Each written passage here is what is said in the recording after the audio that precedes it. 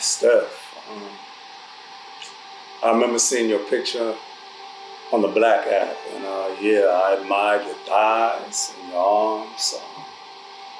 But something about your smile captured me. It was so natural and seamless, and it seemed to hold so much meaning, especially at the time I was in my life. So I swiped, but then I learned from my daughter to hold the swipe, because you're gonna lose the swipe. So I held the swipe, and I kept on looking.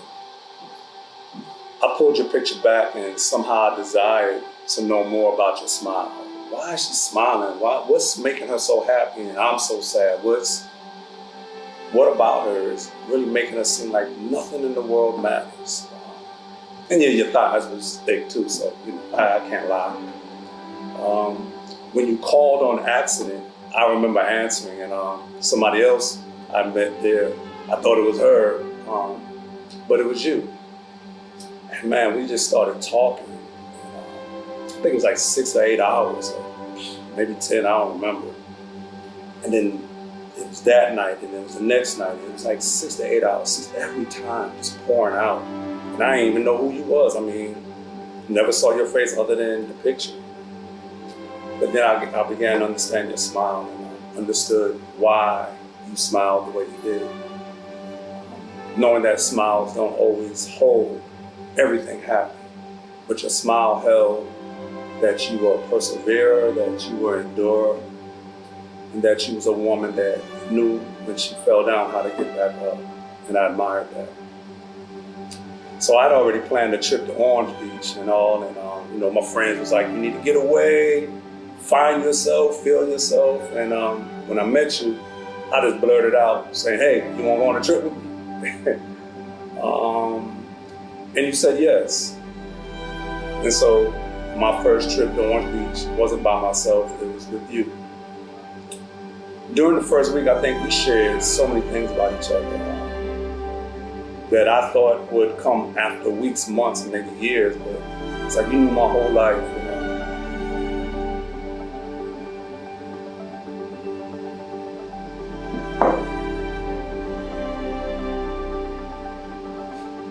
Said I wouldn't do this, right? It's like you knew my whole life, days, hours. I felt safe doing that. We expressed each other's fears, desires, weaknesses, strengths, failures, successes, traumas, celebrations, our darkest moments and most enlightening times. Yeah, we shared it all, bro. We shared it all. From the first phone call until now, we've fallen asleep on the phone like two kids in the 70s on the phone with the long string hanging to mama's wall and poured out our hearts, laughed, cried, empowered one another, even corrected one another, smoked cigars and chilled, and even doctored and counseled one another. Yeah. What does it look like when two people in the process of healing meet? It looks like us.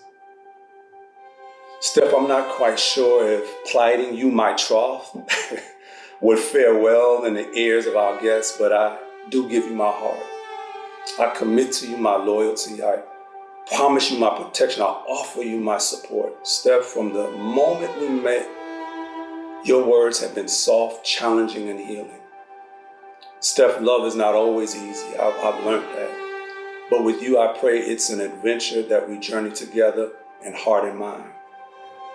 So Steph, I, Louis do vow to you today to not just hear you, but to listen to your heart. I vow to love you fiercely, yet hold your heart like the hands of a surgeon. I vow to lead you not as a military commander, but with the careful hands of an artist, meticulously, carefully developing every stroke on the canvas. I vow to support your endeavors and not forcing my thoughts or controlling your goals, applauding your successes and celebrating your bravery, even in the times where things seem to have failed.